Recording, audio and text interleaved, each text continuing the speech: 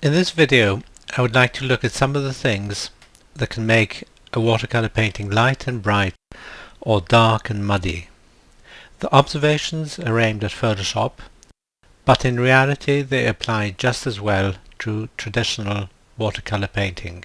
I painted this illustration of a bluebell, and even though it's pretty enough, I felt that the colors are a bit flat and muddy.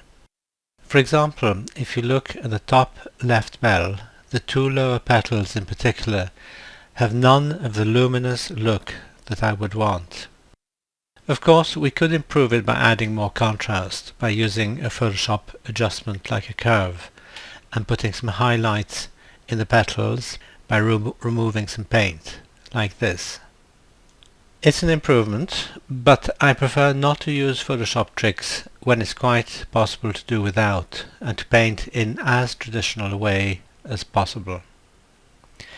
So I painted the bell again, taking more care with the contrast and with the paint, and this is the result. As you can see, it's much more vibrant and more luminous, and I used no Photoshop tricks to achieve it.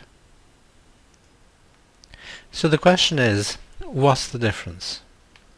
Well, if we desaturate the first painting and then the modified bell, we can see that there is much more contrast in the new one. Darker shadows and lighter highlights. However, it isn't just about contrast, because if we go back to the old and then the new, we can see that the colors in the new are less muddy. That's achieved by using a more saturated palette and making sure that each new addition of paint is on a new watercolor layer. As you can see, my palette already has quite saturated colors. The colors I used when I painted the original were less saturated. So if you use a palette like I do, and it is a good idea to do so, then just pick your colors and look at them on the color wheel. On the wheel, colors at the tip are 100% saturated. Moving up towards the white is the same as adding white to the paint. This is called a hue of the color. Moving towards the black is the same as adding black to the color. This is called a shade of the color. Moving across is adding both white and black. So if we look at the colors on my palette, we can see that the colors are mostly quite unsaturated, in fact. Some of them with a nearly 50% mix of black and white. These colors may end up giving a muddy painting, especially if we are not careful about how we paint one color over another, and if we aren't careful about which colors we put over which. I demonstrate this with 100% saturated red, blue and yellow paint. I set the brush opacity to 30% and the mode to normal, and I paint on the one layer. This is like painting wet on wet.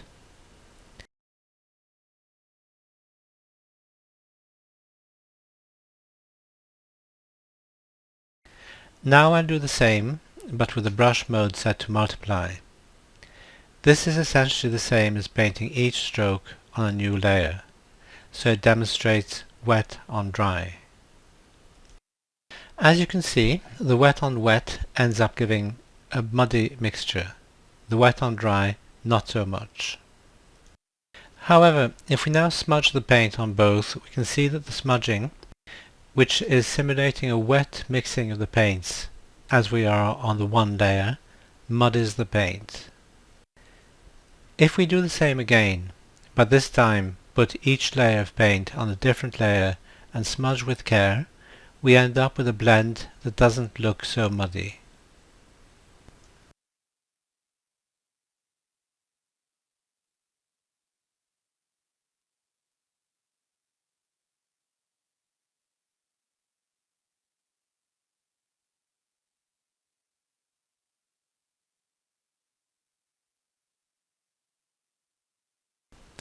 Now if I collapse the layers and then duplicate it to simulate painting the whole thing over itself, the effect is more noticeable. So if we want to avoid a muddy painting, we need to do a few things. Add each layer of paint on a new layer. Use more saturated paint, less white and or black mixed into the colour. Be careful how we smudge. Be careful what colours we use. Make sure that there is adequate contrast in the image. A good trick is to use a hue saturation adjustment layer at the top with the saturation set to -100, so we're getting a monochrome image.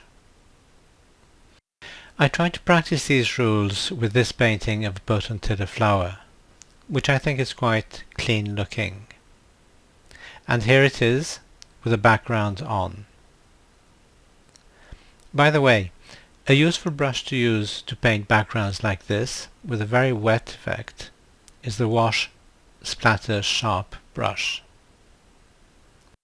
Finally, these are the brushes I used for the botantilla flower.